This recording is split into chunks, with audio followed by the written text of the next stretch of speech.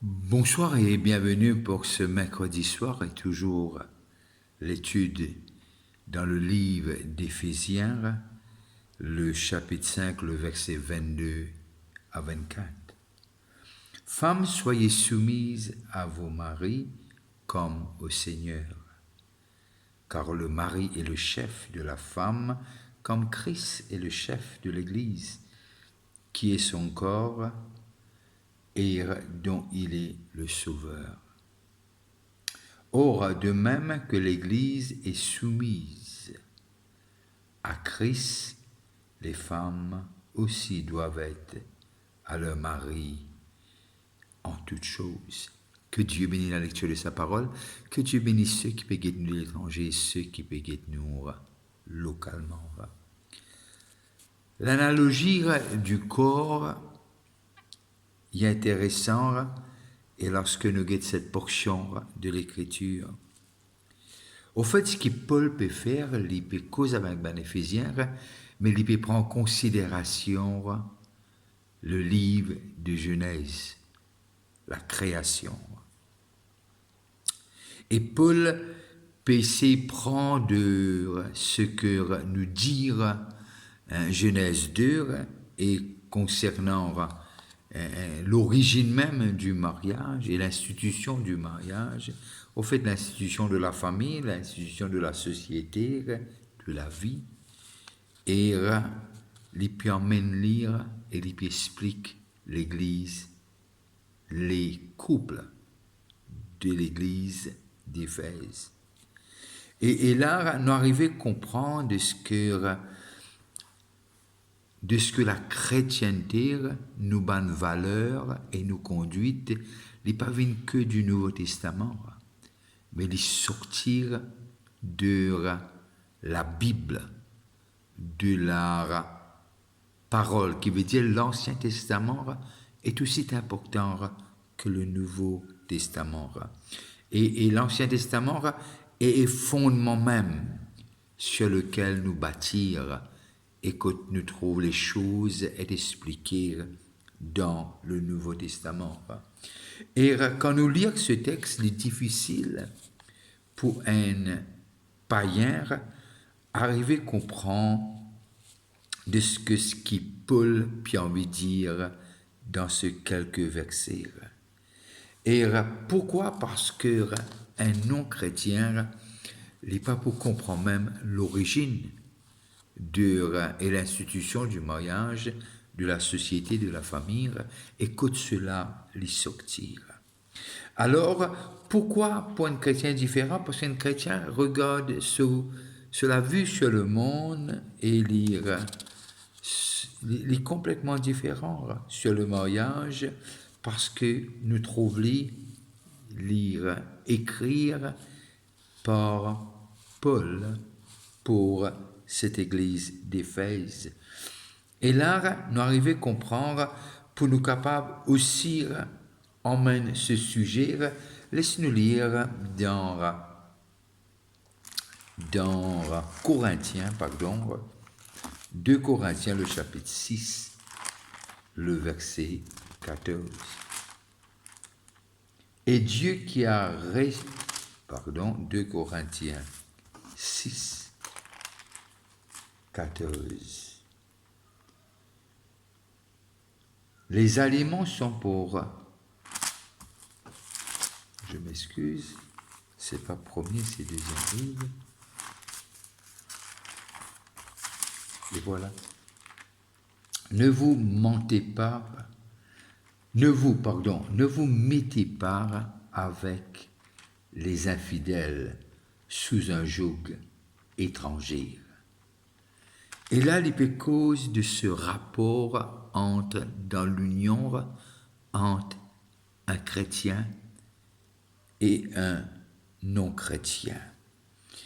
Et qui fait Paul dire cela? Paul dit cela parce qu'il nos points de vue sur le mariage chrétien et non chrétien c'est différent, c'est pas pareil. Et qui veut dire Paul connaît déjà nous puis engage nous à une difficulté qui déjà existait entre les couples chrétiens, mais là il y a encore plus parce que façon de voir les choses n'est pas pareille. Et Paul fait comprendre de ce que à les Corinthiens, de ce que les plus difficile, si nos croyances n'est pas pareilles. Et pour nous capables, mettre-nous ensemble pour la vie, par le lien du mariage. Parce que pour comprendre la doctrine de la Bible et les doctrines et la façon de faire des non-chrétiens, les complètement opposés. Les complètement opposés. Alors, nous arrivons à comprendre, et dans cette optique-là, qui Paul, lorsque les causes avec Ban Éphésiens, nous besoin aussi prendre lire dans ses écrits qu'il dit. Alors nous venons comprendre que le mariage, fallait pas nous mettre nous sous un joug. Et là, les clair et net et dire sous un joug étranger, sous un joug étranger. Et après nous guetter dans cette même portion de ce que si nous pas capables de comprendre les doctrines bibliques, l'approche biblique, Christ et le Dieu qui a toujours été l'éternel Dieu, et comment un chrétien supposé faire les choses, alors il est vraiment difficile pour un non-chrétien, il est capable d'ajuster un chrétien et vice-versa. Et là, nous arrivons à comprendre aussi par ce texte de ce que le mariage, les plus qui est contrat légal. Et nous arrivons, quand nous lisons toujours le chapitre 5 d'Éphésiens, et là nous trouvons quelque chose qui est intéressant, parce que lorsque nous arrivons au verset 32, il dit « Ce mystère est grand. Je dis cela par rapport à Christ et l'Église. » À Christ et l'Église. Et nous arrivons à comprendre de ce que c'est une union qui est un peu mystique quelque part. Mais de dire de ce que ce mystère est grand. Je dis cela par rapport à Christ et l'Église.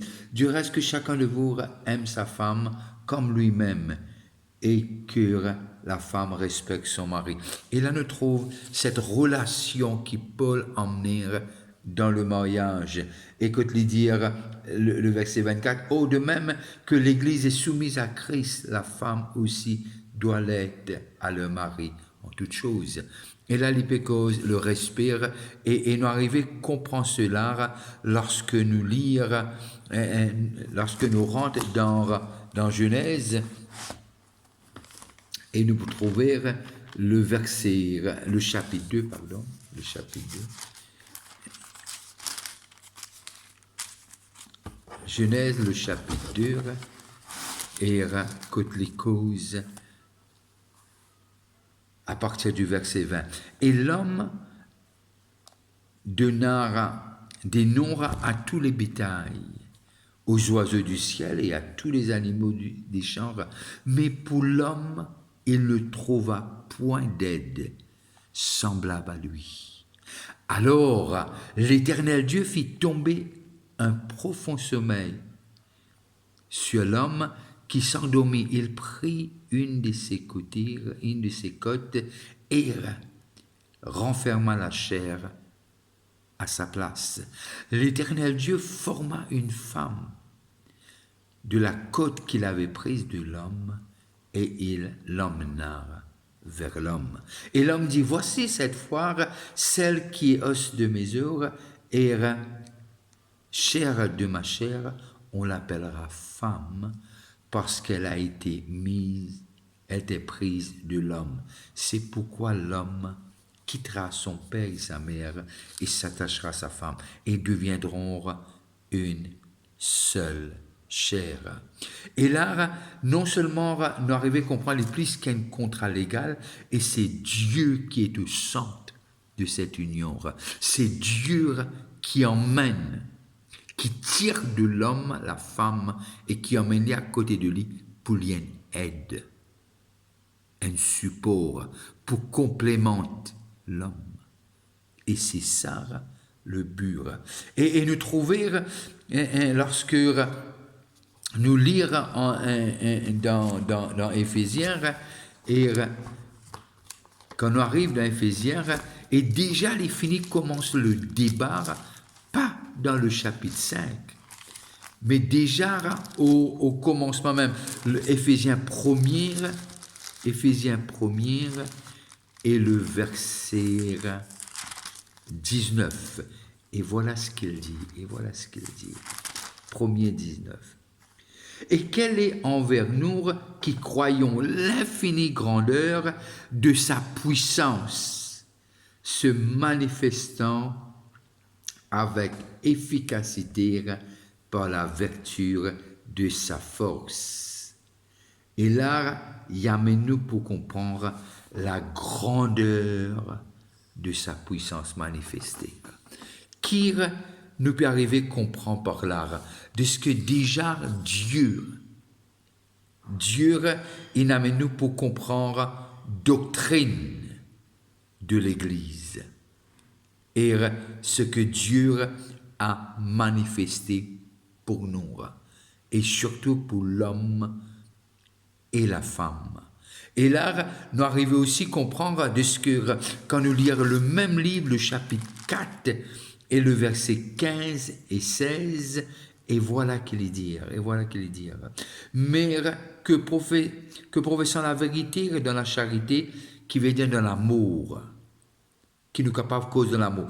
Nous croissons à tous égards en celui qui est le chef, Christ. Pareil, comment il dire que Christ est la tête de l'Église et que vraiment l'homme soit la tête de la femme. Et là déjà, il dit, et professant la vérité dans la charité, nous croissons à tous égards en celui qui est le chef, Christ. Et déjà, lui montrer de ce que comment les corps, les fonctionnaires, et dans l'amour et la vérité. C'est de lui et grâce à tous les liens de son assistance que tout le corps bien coordonné en formant un solide assemblage tire son accroissement selon la force qui convient à chacune de ses parties et s'édifie lui-même dans l'amour, dans la charité. Il allait montrer comment l'homme et la femme et n'a que la tête qui est Christ et l'homme qui est soumis à ça, et aussi comment nous trouve que Dieu, dans sa grâce infinie, il a envie que l'homme et la femme, et depuis le commencement, que l'homme, que la femme puisse complémenter l'homme, et vice-versa aussi. Et qui veut dire que je un seul, et je ne suis pas capable d'être un dans le contexte du mariage, l'un à part de l'autre. Un à part de l'autre. Et quand nous lire le verset 28 et 29 du chapitre 5, et voilà qu'il est dire. C'est ainsi que les maris doivent aimer leur femme comme leur propre corps. Celui qui aime sa femme s'aime lui-même. Très souvent, de fois, me connaît, pardon, de ce que nous très souvent dire, femme, soyez soumise à vos maris.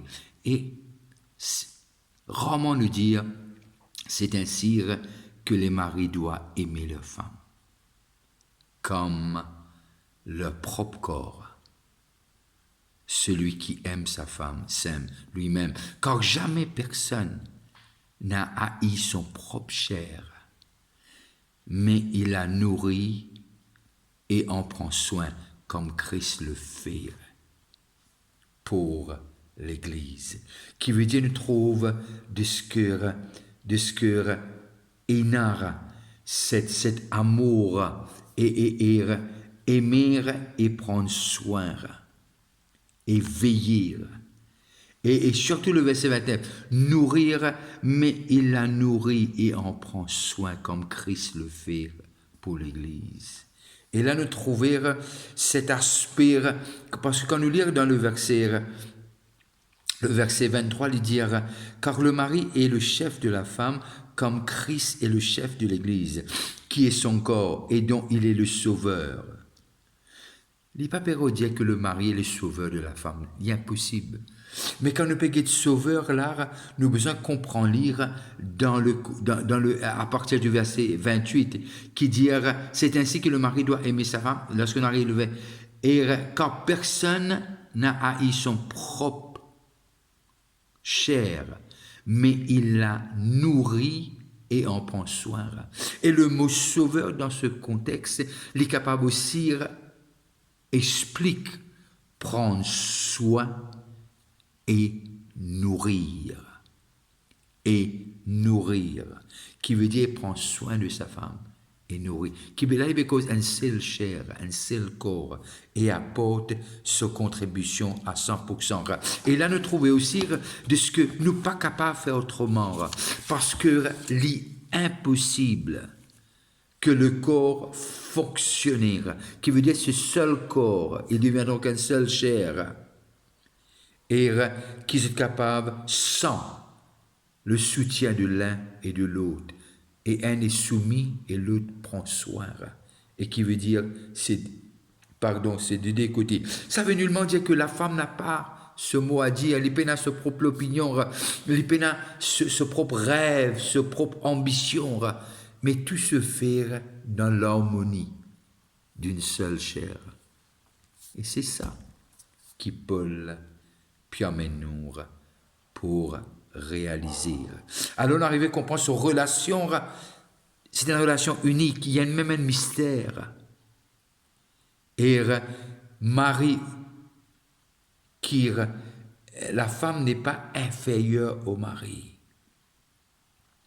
Et le mari n'est pas de même inférieur à la femme. Et c'est crée les deux à l'image de Dieu. Créer pour être haine. C'est pour cela que Paul dit qu'il y a un mystère, parce que c'est Dieu qui en vit ainsi. Et vous trouvez qu'en peine bon fonctionnement, selon la parole de Dieu dans le mariage, il y a pas beaucoup de tension. Et parfois nous malinterprétons aussi ces versets, comme si la femme reste tranquille, pas dire non rien. Comme si les besoins disaient passif. Loin de là, loin de là. Pour être une aide, nous avons besoin actifs. Selon le contexte, les femmes besoin d'actifs pour être une aide, pour être mari. C'est pas qu'il soumission. Non, non. Nous soumettre parce que nous comptons, parce que nous aimons. Et nous réaliser qu'il le mari besoin, content, cette épouse, comment Christ content l'Église. Et c'est ça qui Paul qui explique à l'Église d'Éphèse et puis explique-nous aujourd'hui. Encore une fois, mon envie saisit cette occasion pour remercier tous ceux qui nous ont supportés durant ces moments de cette conférence du 28 au 31 juillet.